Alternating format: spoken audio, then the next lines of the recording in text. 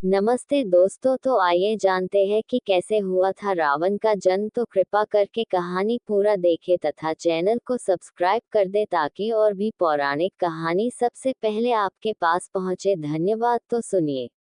जब श्री राम अयोध्या में राज्य करने लगे तब एक दिन समस्त ऋषि मुनि श्री रघुनाथ जी का अभिनंदन करने के लिए अयोध्यापुरी में आए। श्री रामचंद्र जी ने उन सब का यथोचित सत्कार किया। वार्तालाप करते हुए अगस्त्य मुनि कहने लगे, युद्ध में आपने जो रावण का संहार किया वह कोई बड़ी बात नहीं है, परंतु द्वंद्व युद्ध में लक्ष्मण के द्वारा इंद्रजित का वध सबसे अधिक आश्चर्य की बात है। यह मायावी राक्षस युद्ध में सब प्राणियों के लिए अवध्य था। उनकी बात सुनकर रामचंद्र जी को बड़ा आश्चर्य हुआ।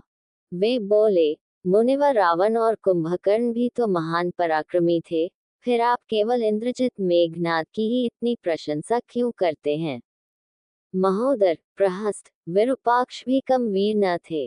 इस पर अगस्त्य मुनि बोले, इस प्रश्न का उत्तर देने से पहले मैं तुम्हें रावण के जन्म, वर प्राप्ति आदि का विवरण सुनाता हूँ। ब्रह्मा जी के पुलस्त्य नामक पुत्र हुए थे जो उन्हीं के समान तेजस्वी और गुणवान थे। एक बार वे महगिरी पर तपस्या करने गए। वह स्थान अत्यंत रमणीक था, इसलिए ऋषियों, नागों, राजर्षियों आदि की कन्याएं वहां क्रीड़ा करने आ जाती थीं। इससे उनकी तपस्या में विघ्न पड़ता था। उन्होंने उन्हें वहां आने से मना किया। जब वे नहीं मानी तो उन्होंने शाप दे दिया कि कल से जो लड़की यहाँ मुझे दिखाई देगी वह गर्भवती हो जाएगी। शेष सब कन्याओं ने तो वहां आना बंद कर दिया, परंतु राजर्षि तृणबिंदु की कन्या शाप की बात से अनजान होने के कारण उस आश्रम में आ गई और महर्षि के दृष्टि पड़ते ही गर्भवती हो गई। जब तृणबिंदु को ये बात मालूम हुई तो उन्होंने अपने कन्या को पत्नी के रूप में महर्षि को अर्पित कर दिया। इस प्रकार विश्रवा का जन्म हुआ जो अपने पिता के समान वेदविद और धर्मात्मा हुआ। महामुनि भरद्वाज ने अपनी कन्या का विवाह विश्रवा से कर दिया। उनके वैश्रवण नामक पुत्र हुआ। वह भी धर्मात्मा और विद्वान था। उसने भारी तपस्या करके ब्रह्मा जी को प्रसन्न किया और यम, इंद्र तथा वरुण के सदृश लोकपाल का पद पाया। फिर उसने त्रिकूट पर्वत पर बसी लंका को अपना निवास स्थान बनाया और राक्षसों पर राज्य करने लगा। श्री राम ने आश्चर्य से पूछा, तो क्या कुबेर और रावण से भी पहले लंका में मांसभक्षी राक्षस रहते थे? फिर उनका पूर्वज कौन था? ये सुनने के लिए मुझे कौतूहल हो रहा है। तब अगस्त्य जी बोले, पूर्व काल में ब्रह्मा जी ने अनेक जल जंतु बनाए और उनसे समुद्र के जल की रक्षा करने के लिए कहा। तब उन जंतुओं में से कुछ बोले कि हम इसका रक्षण रक्षा करेंगे और कुछ ने कहा कि हम इसका यक्षण पूजा करेंगे। इस पर ब्रह्मा जी ने कहा कि जो रक्षण करेगा वह राक्षस कहलाएगा और जो यक्षण करेगा वह यक्ष कहलाएगा। इस प्रकार वे दो जातियों में बंट गए। राक्षसों में हेती और प्रहेती दो भाई थे। प्रहेती तपस्या करने चला गया, परंतु हेती ने भया से विवाह किया जिससे उसके विद्युतकेश नामक पुत्र उत्पन्न हुआ। विद्युतकेश के सुकेश नामक पराक्रमी पुत्र हुआ। सुकेश के माल्यवान, सुमाली और माली नामक तीन पुत्र हुए। तीनों ने ब्रह्मा जी की तपस्या करके यह वरदान प्राप्त कर लिए कि हम लोगों का प्रेम अटूट हो और हमें कोई पराजित न कर सके। वर पाकर वे निर्भय हो गए और सुरों, असुरों को सताने लगे। उन्होंने विश्वकर्मा से एक अत्यंत सुंदर नगर बनाने के लिए कहा। इस पर विश्वकर्मा ने उन्हें लंकापुरी का पता बताकर भेज दिया। वहां वे बड़े आनंद के साथ रहने लगे। माल्यवान के वज्रमुष्टि, विरूपाक्ष, दुर्मुख, सुप्तघ्न, यज्ञकोप, मत और उन्मत नामक 7 पुत्र हुए। सुमाली के प्रहस्त्र, अकंपन, विकट, कालिकामुख, धूम्राक्ष, दंड, सुपार्श्व, सहनादि, प्रधस एवं भारकर्ण नाम के 10 पुत्र हुए। माली के अनल, अनिल, हर और संपाति नामक 4 पुत्र हुए। ये सब बलवान और दुष्ट प्रकृति होने के कारण ऋषि मुनियों को कष्ट दिया करते थे। उनके कष्टों से दुखी होकर ऋषि मुनिगण जब भगवान विष्णु की शरण में गए तो उन्होंने आश्वासन दिया कि हे ऋषियों, मैं इन दुष्टों का अवश्य ही नाश करूंगा। जब राक्षसों को विष्णु के इस आश्वासन की सूचना मिली तो वे सब मंत्रणा करके संगठित हो माली के सेनापतित्व में इंद्रलोक पर आक्रमण करने के लिए चल पड़े। समाचार पाकर भगवान विष्णु ने अपने अस्त्र शस्त्र संभाले और राक्षसों का संहार करने लगे। सेनापति माली सहित बहुत से राक्षस मारे गए और शेष लंका की ओर भाग गए। जब भागते हुए राक्षसों का भी नारायण संहार करने लगे तो माल्यवान क्रुद्ध होकर युद्ध भूमि में लौट पड़ा। भगवान विष्णु के हाथों अंत में वह भी काल का ग्रास बना। शेष बचे हुए राक्षस सुमाली के नेतृत्व में लंका को त्याग कर पाताल में जा बसे और लंका पर कुबेर का राज्य स्थापित हुआ। अब मैं तुम्हें रावण के जन्म की कथा सुनाता हूँ। राक्षसों के विनाश से दुखी होकर सुमाली ने अपनी पुत्री कैकसी से कहा कि पुत्री, राक्षस वंश के कल्याण के लिए मैं चाहता हूँ कि तुम परम पराक्रमी महर्षि विश्रवा के पास जाकर उनसे पुत्र प्राप्त करो। वही पुत्र हम राक्षसों की देवताओं से रक्षा कर सकता है। अगस्त्य मुनि ने कहना जारी रखा। पिता की आज्ञा पाकर कैकसी विश्रवा के पास गई। उस समय भयंकर आंधी चल रही थी। आकाश में मेघ गरज रहे थे। कैकसी का अभिप्राय जानकर विश्रवा ने कहा कि भद्रे, तुम इस कुबेला में आए हो। मैं तुम्हारी इच्छा तो पूरी कर दूंगा, परंतु इससे तुम्हारी संतान दुष्ट स्वभाव वाली और क्रूरकर्मा होगी। मुनि की बात सुनकर कैकसी उनके चरणों में गिर पड़ी और बोली कि भगवान, आप ब्रह्मवादी महात्मा हैं। आपसे मैं ऐसी दुराचारी संतान पाने की आशा नहीं करती, अतः आप मुझ पर कृपा करें। कैकसी के वचन सुनकर मुनि विश्रवा ने कहा कि अच्छा, तो तुम्हारा सबसे छोटा पुत्र सदाचारी और धर्मात्मा होगा। इस प्रकार कैकसी के 10 मुख वाले पुत्र का जन्म हुआ, जिसका नाम दशग्रीव रखा गया। उसके पश्चात कुंभकर्ण, शूर्पणखा और विभीषण के जन्म हुए। दशग्रीव और कुंभकर्ण अत्यंत दुष्ट थे, किंतु विभीषण धर्मात्मा प्रकृति का था। अपने भाई वैश्रवण से भी अधिक पराक्रमी और शक्तिशाली बनने के लिए दशग्रीव ने अपने भाइयों सहित ब्रह्मा जी की तपस्या की। ब्रह्मा के प्रसन्न होने पर दशग्रीव ने मांगा कि मैं गरुड़, नाग, यक्ष, दैत्य, दानव, राक्षस तथा देवताओं के लिए अवध्य हो जाऊं। ब्रह्मा जी ने तथास्तु कहकर उसकी इच्छा पूरी कर दी। विभीषण ने धर्म में अविचल मति का और कुंभकर्ण ने वर्षों तक सोते रहने का वरदान पाया। फिर दशग्रीव ने लंका के राजा कुबेर को विवश किया कि वह लंका छोड़कर अपना राज्य उसे सौंप दे। अपने पिता विश्रवा के समझाने पर कुबेर ने लंका का परित्याग कर दिया और रावण अपनी सेना, भाइयों तथा सेवकों के साथ लंका में रहने लगा। लंका में जम जाने के बाद अपने बहन शूर्पणखा का विवाह कालका के पुत्र दानवराज विद्युवेहवा के साथ कर दिया। उसने स्वयं दिति के पुत्र मय की कन्या मंदोदरी से विवाह किया, जो हेमा नामक अप्सरा के गर्भ से उत्पन्न हुई थी।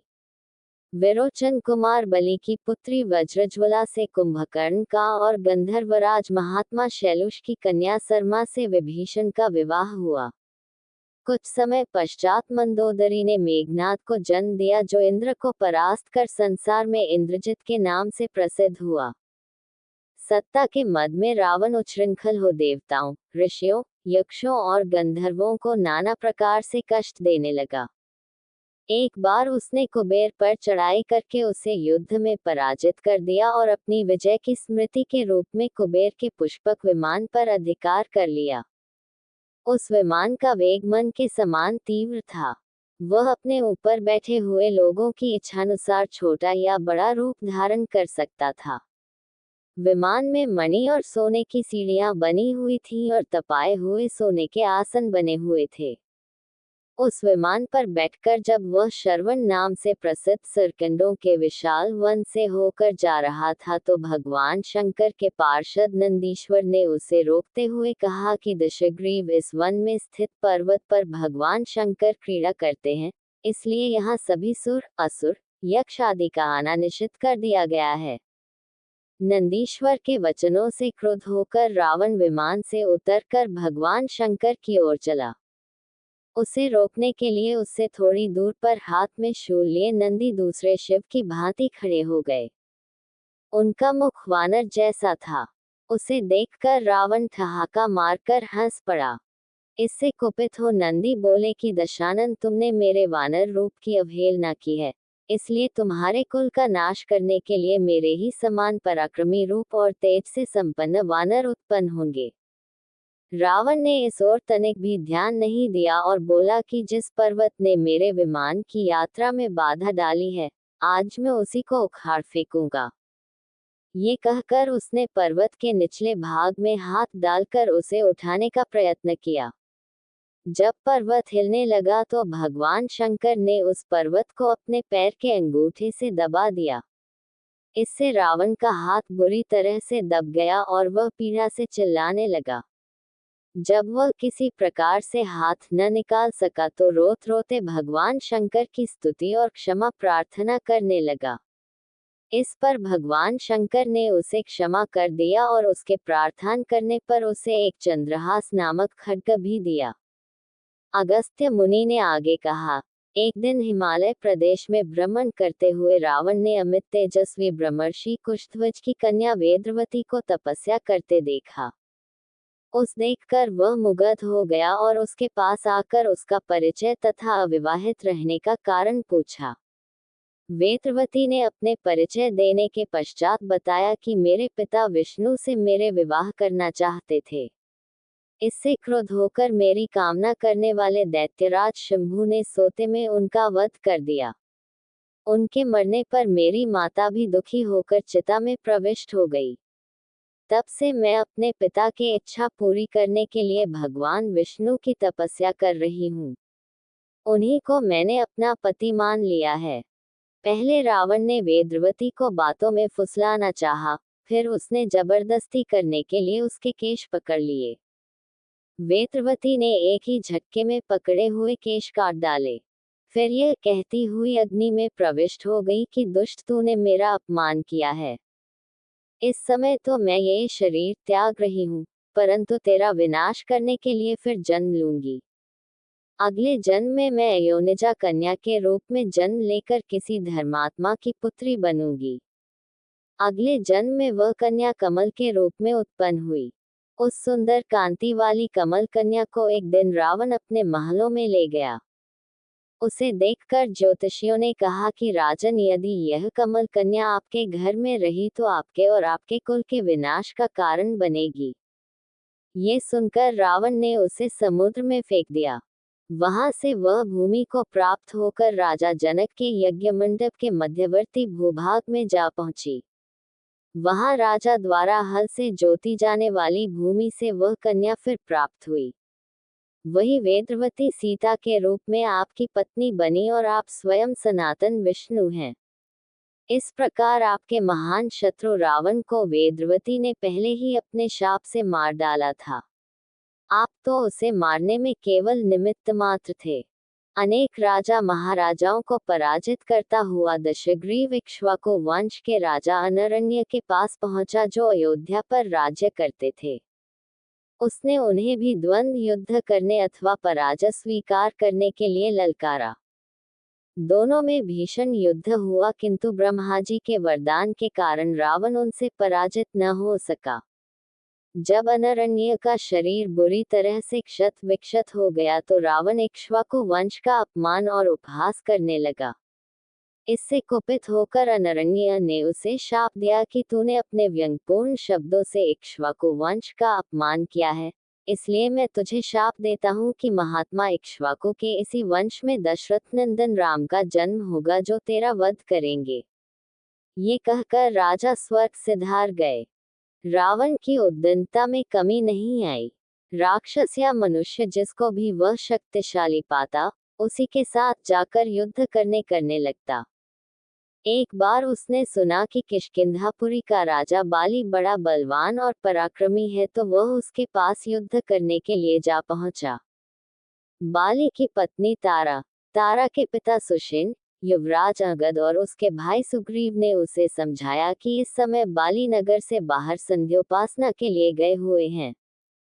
वे ही आपसे युद्ध कर सकते हैं, और कोई वानर इतना पराक्रमी नहीं है जो आपके साथ युद्ध कर सके। इसलिए आप थोड़ी देर उनकी प्रतीक्षा करें। फिर सुग्रीव ने कहा कि राक्षसराज सामने जो शंख जैसे हड्डियों के ढेर लगे हैं वे बाली के साथ युद्ध की इच्छा से आए आप जैसे वीरों के ही हैं। बाली ने इन सब का अंत किया है। यदि आप अमृत पीकर आए होंगे तो भी जिस क्षण बाली से टक्कर लेंगे, वह क्षण आपके जीवन का अंतिम क्षण होगा। यदि आपको मरने की बहुत जल्दी हो तो आप दक्षिण सागर के तट पर चले जाइए, वहीं आपको बाली के दर्शन हो जाएंगे। सुग्रीव के वचन सुनकर रावण विमान पर सवार हो तत्काल दक्षिण सागर में उस स्थान पर जा पहुंचा जहां बाली संध्या कर रहा था। उसने सोचा कि मैं चुपचाप बाली पर आक्रमण कर दूंगा। बाली ने रावण को आते देख लिया, परंतु वह तनिक भी विचलित नहीं हुआ और वैदिक मंत्रों का उच्चारण करता रहा। ज्यों ही उसे पकड़ने के लिए रावण ने पीछे से हाथ बढ़ाया, सतर्क बाली ने उसे पकड़कर अपनी कांख में दबा लिया और आकाश में उड़ चला। रावण बार बार बाली को अपने नखों से कचोटता रहा, किंतु बाली ने उसकी कोई चिंता नहीं की।